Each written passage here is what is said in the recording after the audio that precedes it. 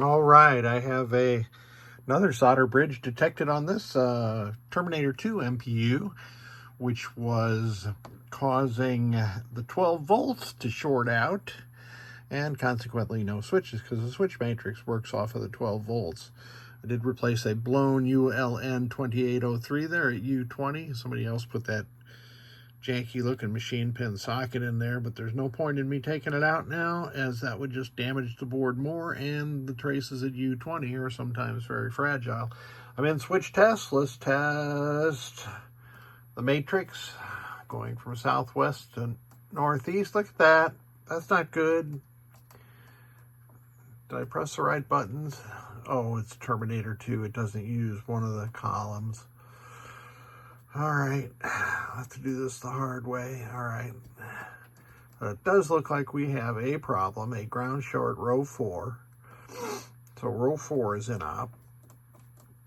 Everything else is operative though. Let's test some coin door switches. And all those work, but row 4 is causing our ground short. So we're gonna have to get to the bottom of that.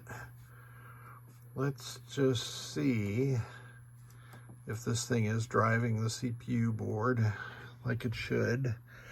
We just want to make sure it's driving the solenoids. And each of these banks has a specific signal from the CPU board. This is Sol 1, Sol 2.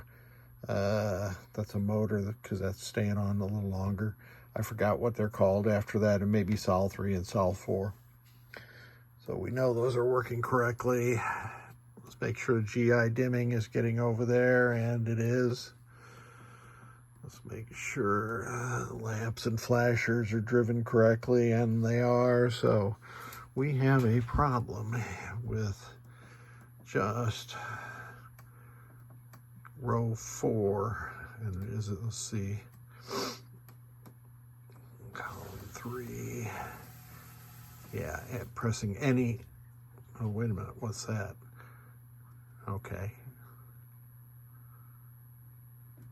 I'm holding down the column 4 button. So it's column 4 that seems to be causing a ground short here. Let me get into this. All right, that didn't take too long to find. So let me go across those switches and then I'll show you what I found. Here's where I had a ground short before, but I no longer do. And all these switches are working correctly. Now if I just press the right switch. Oh, okay. I've got this new tester from Dumbass, and I really like it because these switches here go from the southwest corner to the northeast corner of the switch matrix. So it makes it easier than me going like this with 2 switches at a time. But I'm having some trouble getting used to it because there's these extra switches, 11 and 12, that are for jam switches, I think. But so that my switches 1, 1, 2, 2, etc. are offset by one switch. So I'm having trouble getting used to that. But all right, now here we go. Southwest to northeast. I don't know if that made any sense to you, but I'm a tactile feel guy. All right, here's those extra switches that DA added. So those are working correctly. Let's do the other coin door switches. Yeah, all good. Now, what did I find?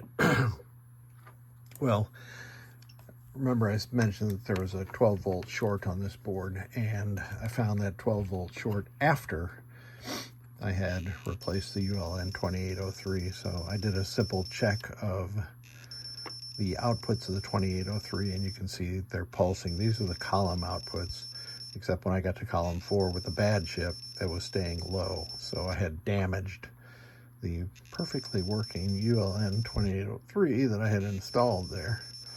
That happens sometimes, just the way that it goes. Oh, this is the column that Terminator 2 doesn't use. It's an interesting feature of Williams games. At some point, they decided, well, we're just going to report all 64 switches no matter what. And that's a darn good thing.